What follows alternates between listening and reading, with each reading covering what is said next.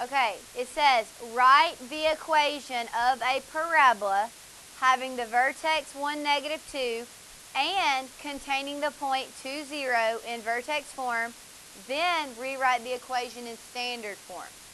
This is a difficult question. You will not have one this difficult on Friday's test. However, you may see something like this on the EOC or possibly like an SAT. So pay attention, because I'm pretty confident that even though some of you may not have been able to figure it out on your own, once I go over it, it'll make complete sense to you. Okay, so pay attention. The hint I gave you was to produce a graph. Anytime you're having trouble with a question and you can do a quick little sketch or graph it on the calculator, it will be helpful to you. Now, graphing this one on the calculator was not possible because they gave us no equation, but graphing it by hand is possible because they gave us 2 points that can be plotted. 1, -2 would be right 1, down 2. So there is your vertex. 2, 0 would just be right 2 and then 0, so on the x-axis. Now remember, we know this is a parabola, and we know with a parabola there's an axis of symmetry that cuts straight down through the vertex. So if there was a point right here at 2, 0, wouldn't there be another point right here at 0, 0 because of symmetry? So there's a rough sketch of your parabola. Now, the first thing I'm going to do is write it in vertex form, which is the left formula on the board. Y equals a times x minus h squared plus k. Well, they gave you the vertex, the h and the k. So in the h place is where we put that positive 1, the k place is where we put that -2. But they didn't give you the a place. That's where we needed the little sketch. I don't know if you remember this, but the other day when we were graphing parabolas, we would put them in the calculator and then we would go to the table to find points to plot, correct? Well, remember how I kept saying over and over, I was like, okay, I got my vertex, and now I can find 2 more points before I even go to the table? Do y'all remember me doing that? I was like, I can find 2 points without even going to the table. Because look, to get to these first 2 points, don't you have to go up 2 and out 1 each way? So since it's 2 over 1, the a value is 2. So that is the equation in vertex form. Now we're going to rewrite that in standard form. What's the first step? Write it twice. So bring down the 2, but instead of x minus 1 squared, we're going to write it twice. Okay, now what do we do? Distribute. So x times x is x squared. X times -1 is -1x. Then we distribute this to both of them as well. -1 times x is another -1x, and -1 times -1 is +1. Now I'm going to bring down everything that I haven't done anything with yet. Now what should I do? You can, but before we do that, what else could we do first? Combine like terms within here. So that'll become x squared minus 2x plus 1. Now what do I need to do? Now I can distribute the 2. What is 2 times x squared? 2 times -2x, -4x, and 2 times 1. But then look, when you bring down that -2, what happens? Those cancel out, and so your equation in standard form is just 2x squared minus 4x.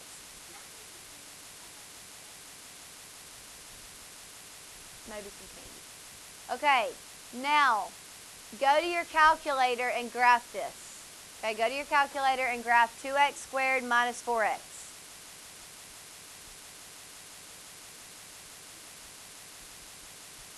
Unbelievable.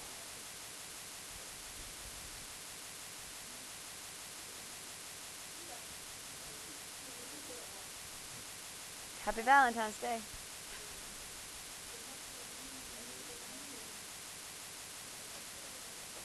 Okay, once it's graphed, look at the table. Second table. Remember in the warm-up, it said there were 2 points on this parabola, or it gave you 2 of the points. 1, -2, and 2, 0. Do you see those 2 points in that table? Yes, so that means we've done it right. 1, -2 is right there. 2, 0 is the very next point. And didn't we also plot the 0, 0 by knowing the symmetry thing? So even though I know that was difficult for you, and you will not have anything that difficult on Friday's test, do you now understand how it works?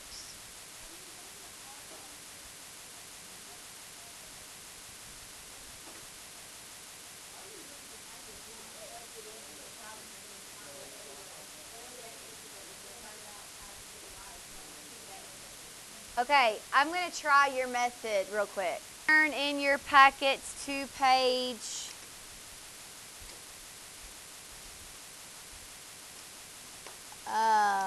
page 16. Another thing too, Zaire, it's like, say that other point they gave you wasn't necessarily the very first point after the vertex. That method of plugging in would work every time. Okay, page 16. Problem number 1 says, the graph shows the horizontal distance from launch and the height of a rocket. So this is what's going on here. Look over here. Say that like you have this little toy rocket and it is launched by a trigger. So like you're holding it up in the air and you launch it. Won't the rocket go up and out and then come back down, making a parabola, an upside down parabola? So that's what's going on here, okay? Over here at 0 feet from the ground and 0 feet from the person shooting the rocket is where it begins. Then the rocket goes up in the air, and then of course it reaches a maximum height and then comes down. So on the next page we're going to answer some questions about this. So I copied and pasted the picture to the next page to make it easier to look at. Okay, what is the height of the rocket when the horizontal distance from launch is 20 feet? Okay, because the horizontal distance in feet is on the x-axis. So if you go over to 20 and you go up to the parabola, that is at 150 feet. What about when the horizontal distance is 40 feet away from launch?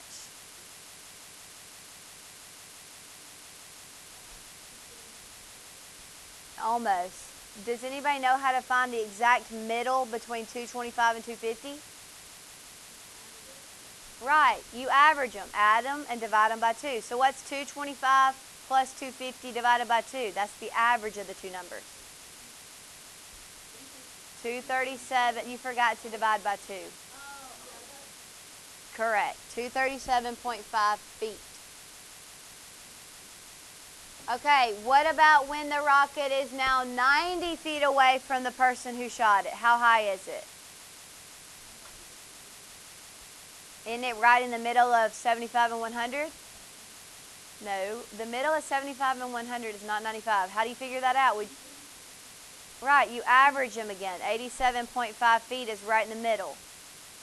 Because think about it, guys. Isn't 87.5 12.5 units from 75 and 12.5 units from 100? So it's right in the middle. To figure out the exact middle of two numbers, you average them, add them together, divide by 2. Okay, now, number 2. What is the horizontal distance of the rocket launch when the height is 125 feet? So when it's 125 feet in the air, which is right here, how far is it away from the person who shot it off? 15 feet. Right in the middle of 10 and 20, so about 15 feet. Okay, look, it says, what is the horizontal? We're answering questions on the next page, 17. Okay, look. Yeah, this time it's saying what's the horizontal distance when the rocket is launched 125 feet. Well, 125 feet high is right there. And at that point, the rocket is between 10 and 20 feet away, about 15. Okay, what about when the rocket is 200 feet in the air? 30 feet. And what about when the rocket is 300 feet in the air? Very good. It doesn't go that high. Well, I'm literally writing it does not go that high.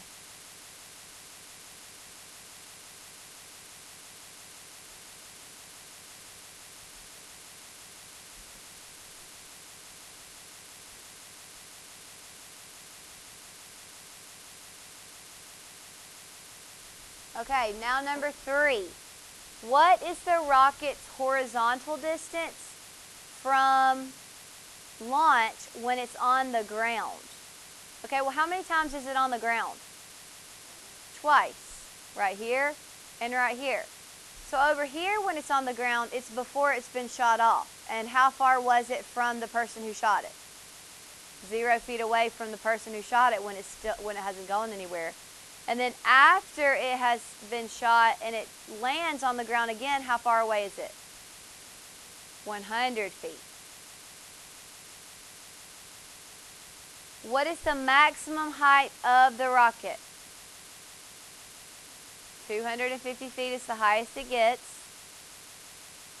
What is the rocket's horizontal distance from launch when it's at its maximum height? 50 feet. What term is used to describe the point from question 4? Vertex. What other word could be used to describe that point? No, remember, we're talking about a point. Besides calling that a vertex, what else could we call it? A maximum. Okay, and then it says why, and it's because that's where it changes directions. It's no longer increasing, it's now decreasing once it reaches that point. Oh wow, I wrote decreasing instead of direction.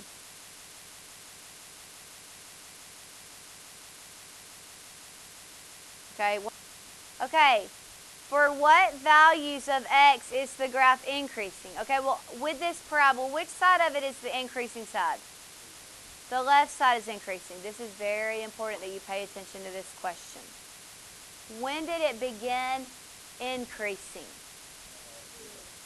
Very good. Because look, even though sometimes you may see them continue the line below or continue the parabola below, can this actually happen? Why not? Correct, because in this scenario, the x-axis is the ground. And so even if the parabola continues like on your paper, you would say that part's not really there because you can't go below ground. So the x started increasing at 0 feet. And then how long did it increase? Till 50 feet. Because remember, when you're doing increasing or decreasing, you only use x values. So that's the increasing. Okay, now for decreasing, when did it start decreasing? At 50, because right here at the vertex, which is at 50 on the x-axis, it starts going back down. And then when did it quit? 100. Okay, so you got to keep that in mind when you're doing questions like these, that if this is the ground, then nothing will be below it, and so it won't have infinities. Okay, number 7. Is the graph increasing or decreasing when x equals 50? Neither. It's at its maximum point. Okay, draw a line, a vertical line at x equals 50. What term is used to describe this line? Axis of symmetry.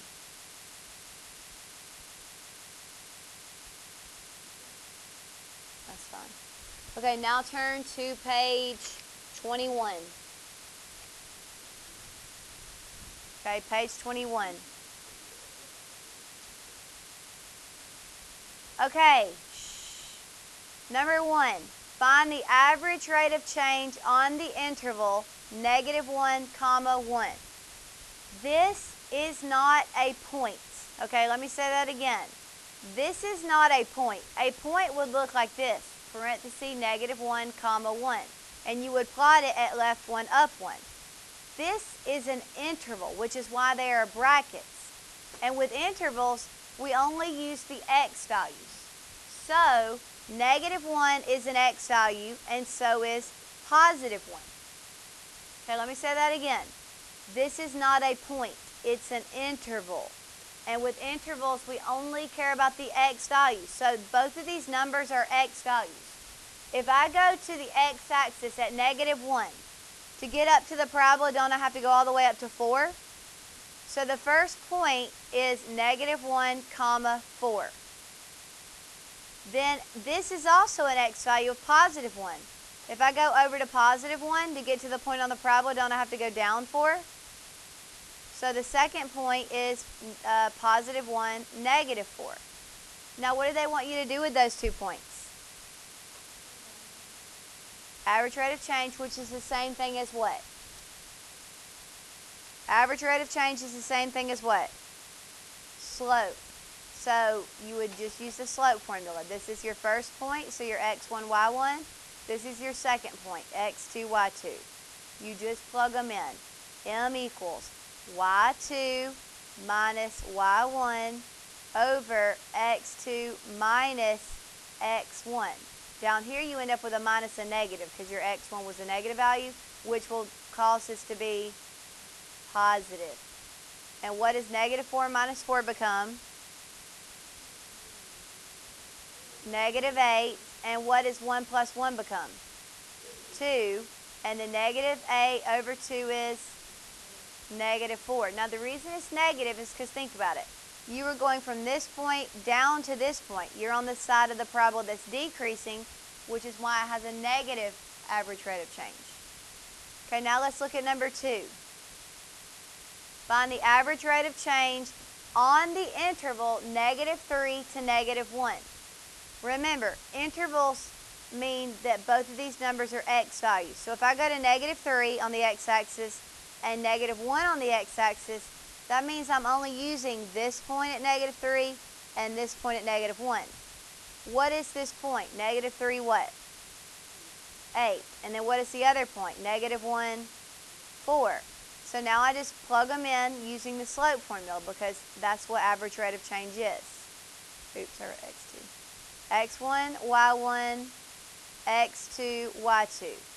So it'll be m equals y2 minus y1 over x2 minus x1.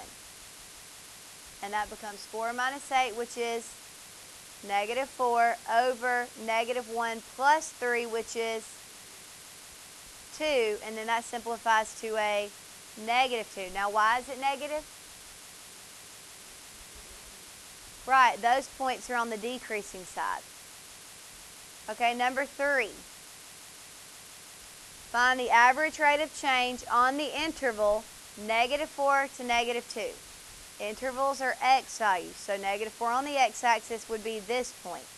Negative 2 on the x-axis would be this point. So that's negative 4, comma, 4 and negative 2, comma, 8. To find the average rate of change, you just plug those numbers into the slope formula, which is y2 minus y1 over x2 minus x1. That becomes a plus, and this becomes 4 over 2, which is 2. This is a positive average rate of change because those 2 points were on the increasing side. Okay, now let me show you something else that you could have done. Say you don't like doing the slope formula. Watch this. To get from this point to this point, don't you just go down 1, 2, 3, 4, 5, 6, 7, 8, down 8, right 2, same thing.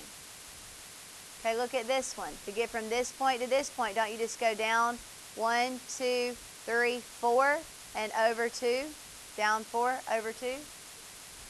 And then for this one, to get from this point up to this point, don't you just go up 1, 2, 3, 4, over 2, 4 over 2? You just can do rise over run between the 2 points. Okay, so why don't you go ahead and try 4, 5, and 6. Okay, work on the review sheet tonight. Even if you don't finish it, I would suggest trying some of them. Tomorrow I'll go over it, and Friday's the test. Friday I will also take up the pink sheet.